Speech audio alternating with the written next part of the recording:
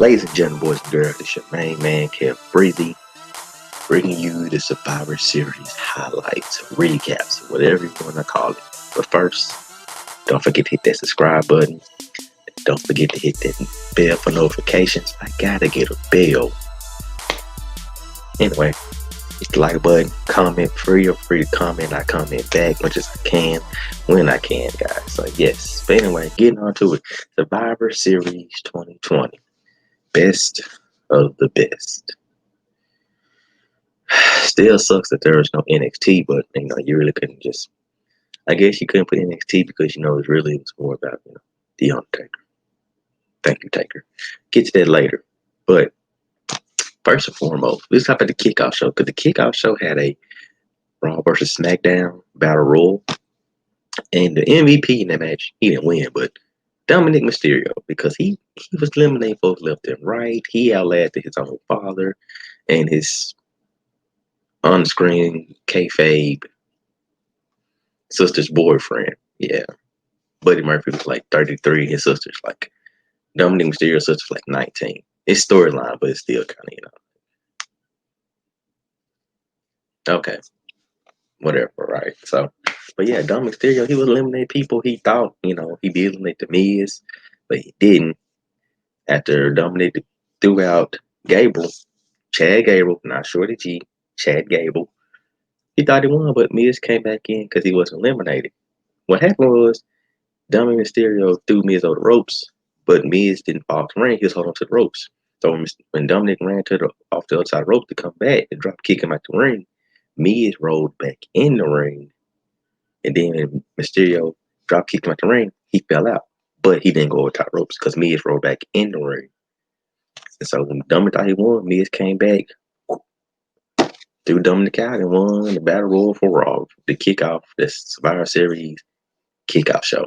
It was a good Battle Royal, man.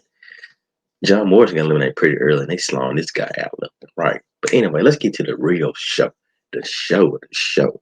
Both about the best of the best. And they kicked us off with the traditional 5-on-5 men Survivor Series match.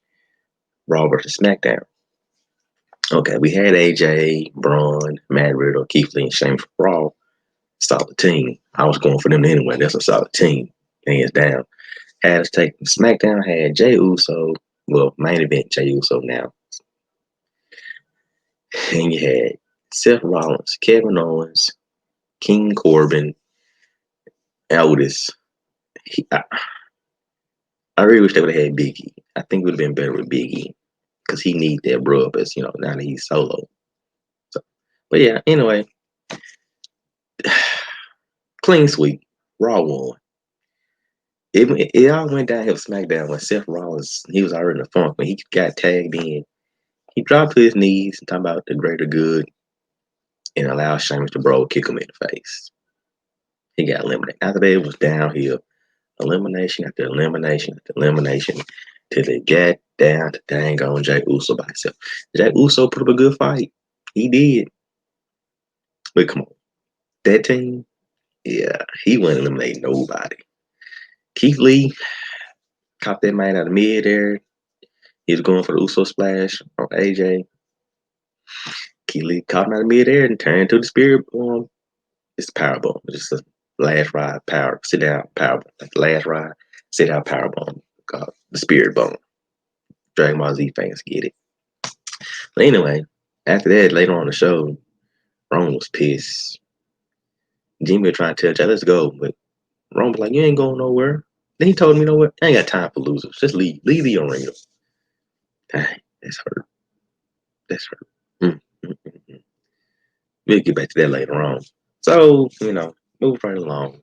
I'm not going to talk about these matches in order because this match, it was okay. But the SmackDown versus Raw Tag Team Champions taking on each other match was a pretty good match. At that point for me, it was match of the night. Hashtag Black Excellence.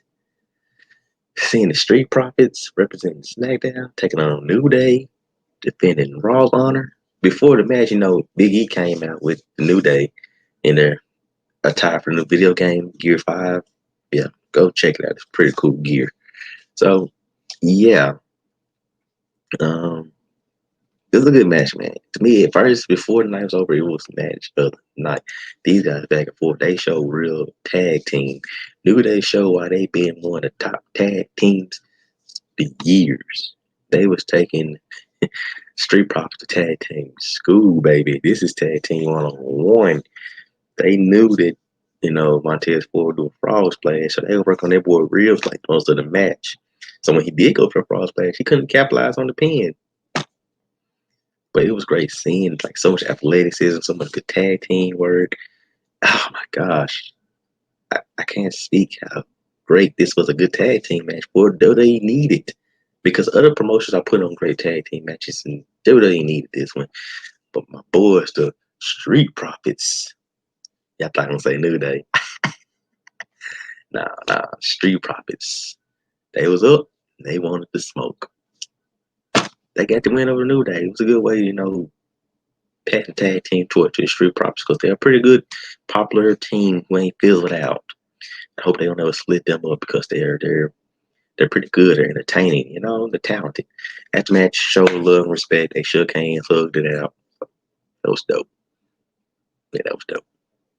Yeah, that was dope. Anyway, a match that I knew who was going to win. United States Champion Bobby Lashley, representing Raw, took on the SmackDown Intercontinental Champion Sami Zayn. I knew how this match was going to end.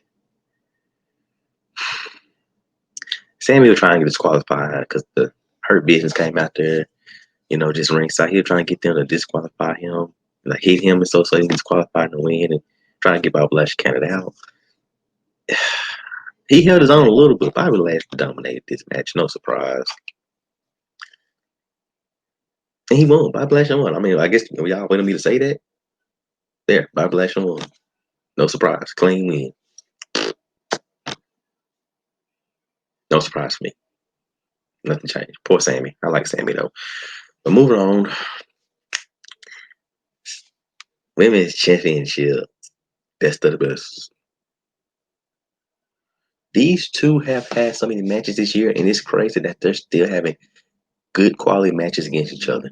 Raw's Women's Champion. Asuka took on SmackDown Women's Champion Sasha Banks. I'm glad this ended in a clean victory.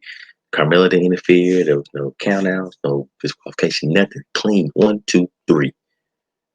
Good back and forth. They have great chemistry. They just work so well together. It's like you get tired of saying it, but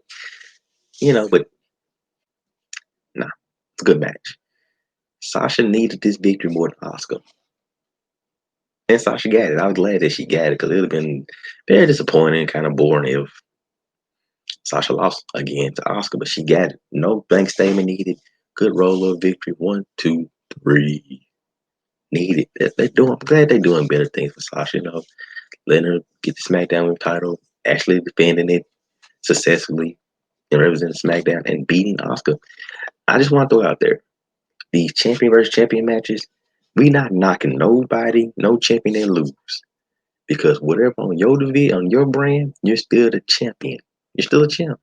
That's not saying that you suck. It just compared to the other brand champion, you're second best. Don't mean you're second best on your brand. Anyway, moving on to the traditional 5-on-5 Survivor Series match. This time it's the women. You had Raw versus SmackDown. SmackDown had Bianca Belair, the EST. You had former SmackDown Women's Champion Bayley. You had Natalya, the boat, best of all time. Ruby Riott and Liv Morgan. Raw had Nia Jax, Shayna Baszler, Peyton Royce, Lacey Evans, and Lana, who had to stay on the steps because she was told not to ever get tagged in. She just stood on the step the whole match. Yeah. Raw was dominating. Raw was kicking butt. No surprise because Shayna Baszler and Nia Jax, come on. Liv Morgan, she tried to do her thing, but then she got eliminated. So it just came down to Bianca Belair, which I was no surprise because I feel like this is a good time to build Bianca Belair up, especially with Charlotte and Becky gone. build up as many women as you can, so when they do come back, they have worthy opponents to take on. This would be a good time to build up Bianca. I'm gonna say this before I finish the match. This has been a good time. Well, I gotta finish the match first. Raw won because it was down to Nia Jax and Lana.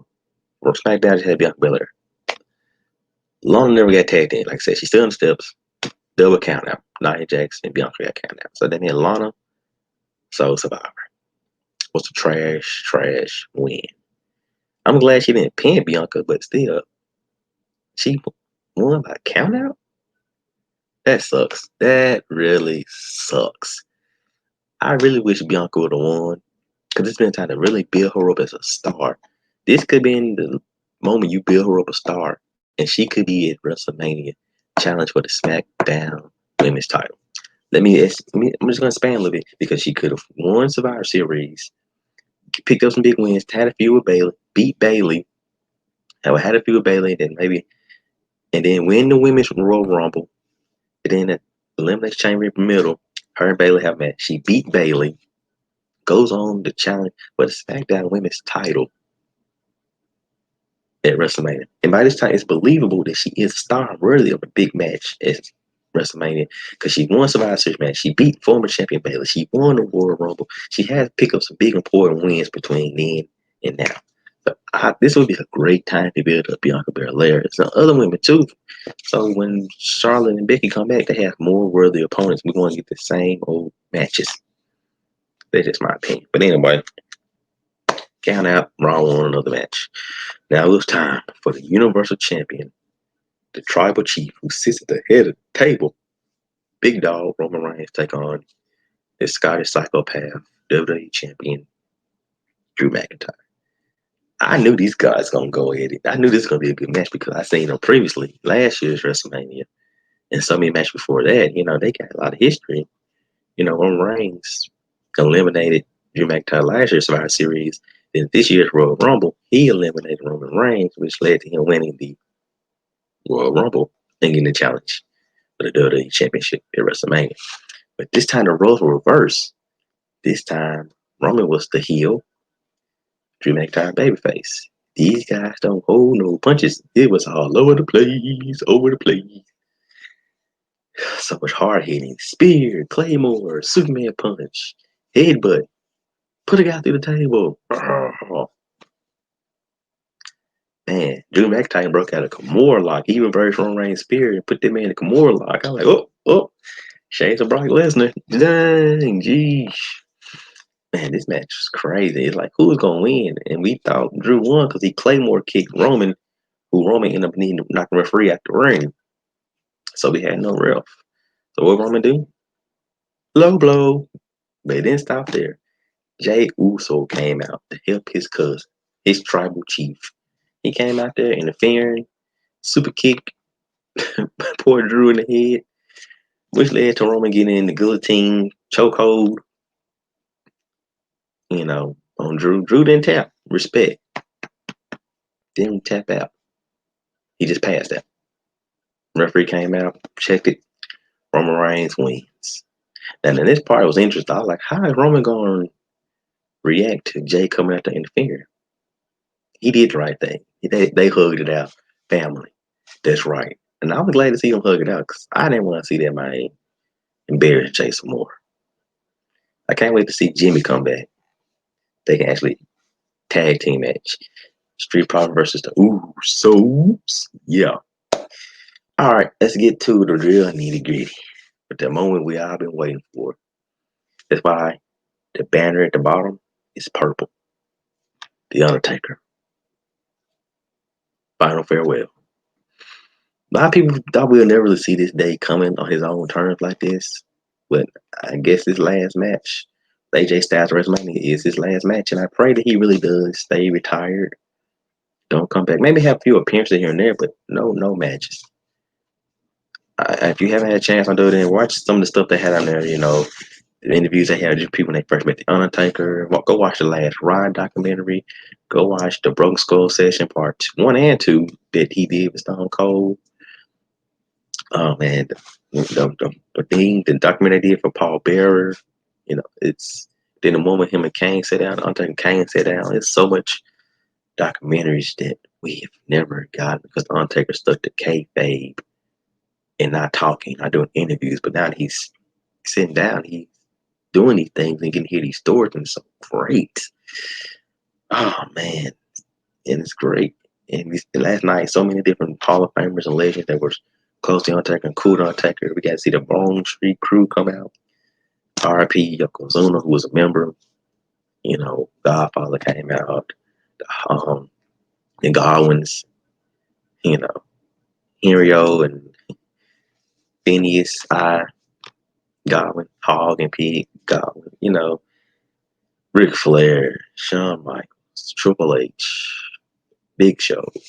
Jeff Hardy had his face painted with the Undertaker symbol on it. It was so much talent out there, man. Showing love and respect. And they gave this great video package for The Undertaker, 30 years of him being The Undertaker from 1990 to 2020. Vince McMahon came out and said some heartfelt words. You can tell he really was trying to hold in his tears. It's not. Undertaker came out, great entrance, short and sweet. And it's just, man, I'm just glad he's leaving on his own terms and not really being forced. He has the passion, but he doesn't have the tools, his words. And he said it's time for him to lay The Undertaker to rest in peace. And, you know, he even did the little knock down the one that he'd hold his hand up. And on the screen, there was a picture of Paul Bearer holding up an urn in respect to the late, great Paul Bearer. Man, I really would love to have a real crowd for the Hall of Fame ceremony for The Undertaker. That's going to be dope. Thank you, Taker. 30 years of just being selfless to the business, sacrificing so much, fighting through injuries. Like, seriously, guys, watch the Stone Cold Broken Sessions one more round episode. It went more in detail with more stories. Some things I knew about, but it was good to hear Undertaker mention and talk about it and actually open up about. So yeah, I just want to say again, thank you, Taker. Thank you, Taker. Thank you, Taker. All right, guys. It's my man, Kel Breeze, signing off. And happy Thanksgiving.